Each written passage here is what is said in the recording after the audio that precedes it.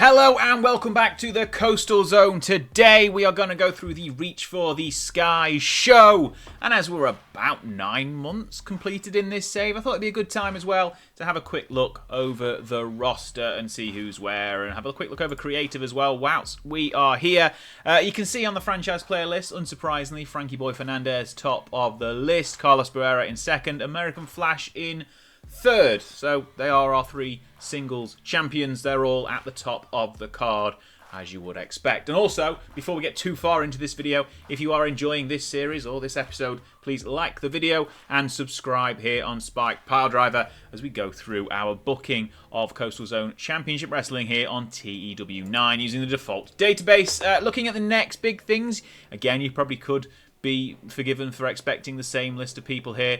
Kira Lee, obviously near the top. She's former tag champion, possibly on her way to a singles push. Simon Wave's also in there as well, which is surprising, potentially. And Victor Kim, definitely not someone I was expecting to see on there. He is one of the newly generated characters as well. Amos St. James sitting fourth. And Hot Prospects, once again, Kira Lee up there. Komodo Dragon and Altitude appearing on this list, as does Bullseye as well. So we're getting plenty of halves of tag teams appearing on these lists. And as we go through the rest of them, again, probably unsurprising, or potentially surprising, that Frankie Boy Fernandez is top of the talk, despite not being able to follow a script. Or no, not being able to do a promo without a script, sorry. So, there you go. California Love Machine, probably underrated. Frankie Perez, Killian Catsby, that's surprising to me. I've obviously not used him on any angles. And Huda Ask coming in quite nicely as his tag team push is working as well. He can obviously do the talking for the team. Showstoppers, again, I don't think these have really changed from the beginning of the save. The two Frankies and everyone who wears a mask, basically. Ring Generals, again, similar sort of list. Huda Ask popping in here at the bottom. And then, unsurprisingly, the Who's Hot list sees those three champions, a tag champion and a former tag champion. So everyone who you probably expect. And who's not, nobody's not got bad momentum. So that's good. And then Hidden Gems, again, we haven't really gone on a signing spree of anyone who you could I mean, we've got a few on here we could potentially go for. Tyrone Gray, Perry Longstaff, Coco Malloy, Ernest Youngman, who I think appears on everyone's Hidden Gems list, and Aiden Nelson. So, potentially, if we look to add some people to the roster in the future, we could be going through those guys as well. But we're not really refreshing the roster too often, because basically it's a small company in a local area, and it's nice to try and build the people we have. But potentially, we will do something similar in the... look to import some new talent at some point. So we want some active wrestlers, major stars. That's what we want to look at first. So these are the top three in the company, again, as you'd expect. Looking at popularity, American Flash is now 52 in the Southwest. Carlos Barrera at 53 after winning the Cot World title. And Frankie Boy Fernandez at 54, but he's not really getting his popularity up elsewhere around the country like the likes of Carlos Barrera has done. So it's a little bit surprising he's lagging behind a little bit elsewhere and in Canada, but when he is, well, it's similar levels to American Flash. So potentially that's suggesting that Carlos Barrera is our most over superstar wrestler on the roster. If we move down from major star to who's considered a star now, it's just California Love Machine at 45 and Mask Cougar at 49. So he's just kind of on the brink of getting there. His advanced stage, he's 39. He's not that old, is he really? But he's getting on a little bit, maybe one last run left in him. California Love Machine is a little bit younger at 34. But again, he's doing quite well in the sort of upper mid-card. And if we go down to well-known, I'm surprised Frankie Perez isn't in there, but there he is, actually 45, so he's just outside.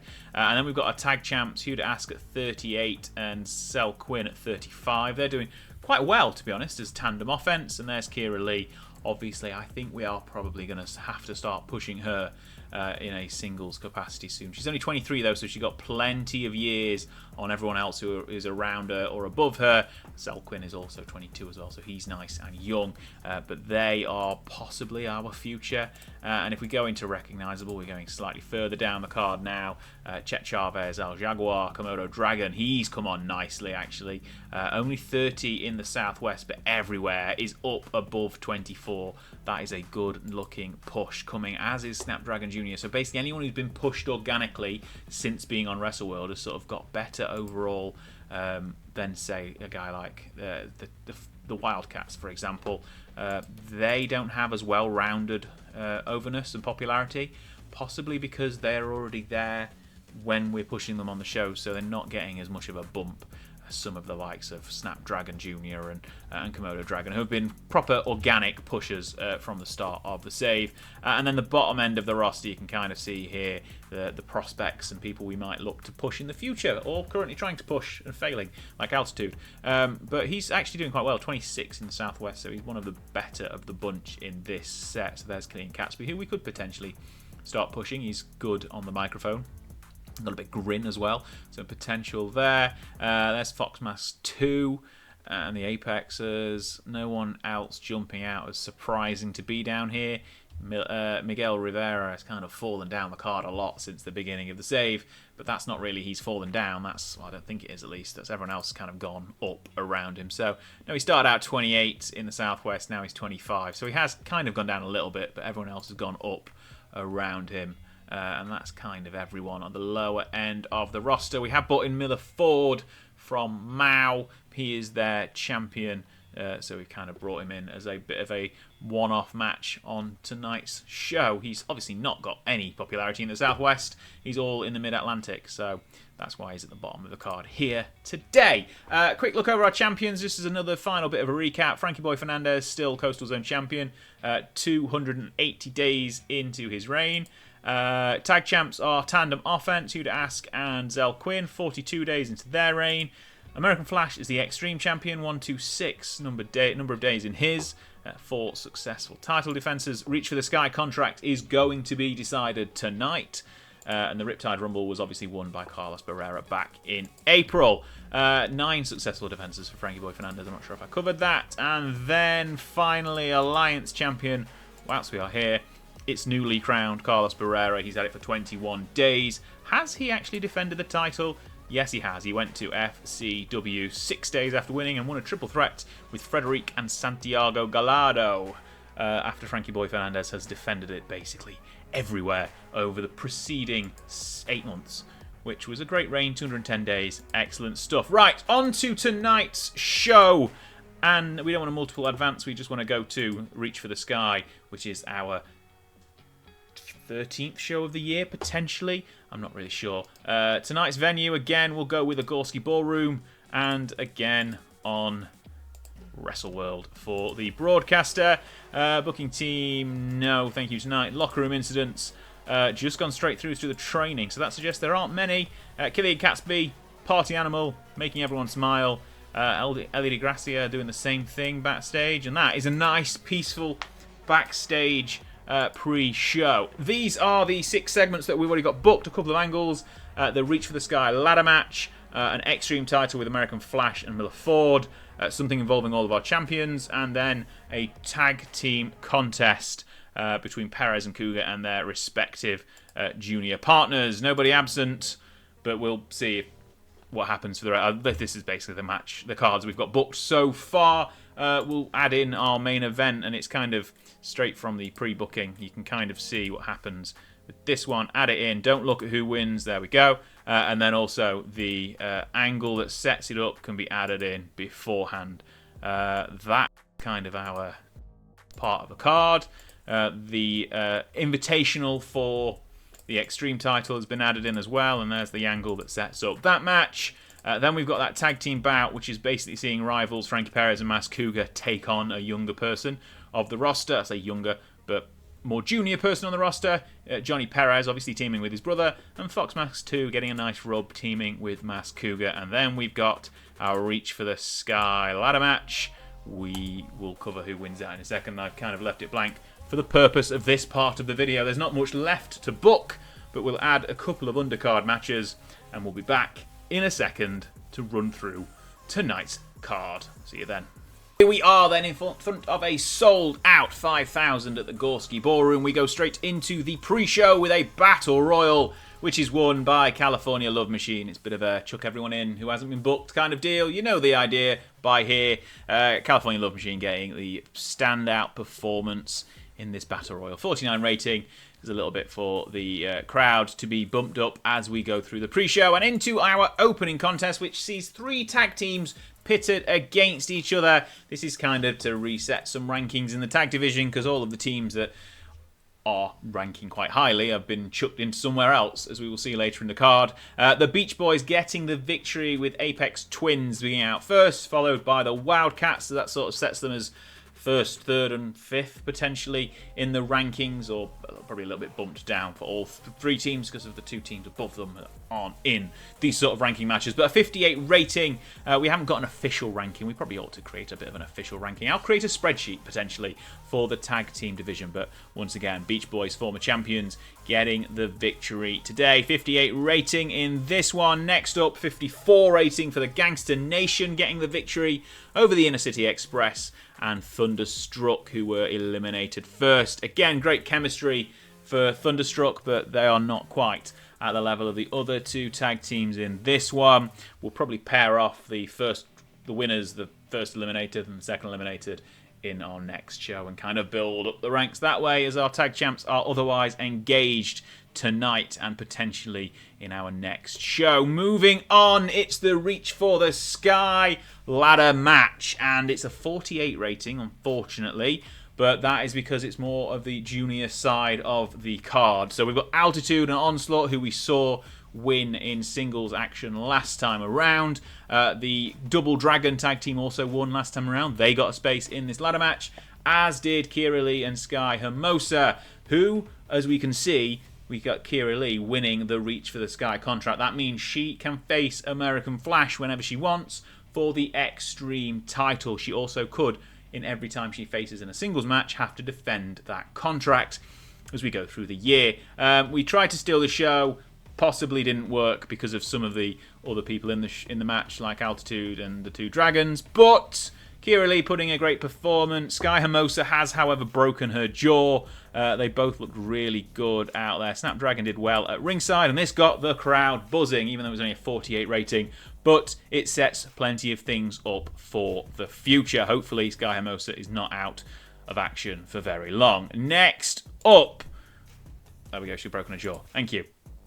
Altitude's got some bad heat backstage, actually, so it sounds like he is the reason Sky Hermosa got hurt. So if she's out for very long, Kira Lee's going to go and kick his ass next show. We shall see. Then we've got a bit of a disappointment one, I suppose. Mas Cougar trying to drag Fox Mas 2 up a little bit against the Perez brothers, and he gets a win over Johnny Perez, which will not be very happy for Frankie Perez. But quite a few people off the game. The two people who you'd expect to be trying to pull themselves up in this one were off their game, so it didn't work. Mas Cougar, head and shoulders above everyone, a little bit short for the audience, but really, did you want to see longer in this match? Probably not. Cougar wins. Him and Perez will continue their rivalry next time around, I am sure. 55 rating for that one. And then our first angle where we see American Flash hyping up his defense tonight against the MAW champion Miller Ford. He's talking to Max Smith, by the way, backstage. He respects Ford, but CZCW is his territory, and he's going to take no prisoners tonight. And he's also got an eye on the winner of the Reach for the Sky contract in Kira Lee. But that's a 53 rating segment, and the match does not disappoint. 69. American Flash still in that amazing form. Miller Ford, I was expecting probably better from him, but it's a one-off, so we won't complain too much. 22 minutes, 42 seconds before a pinfall after the high velocity senton.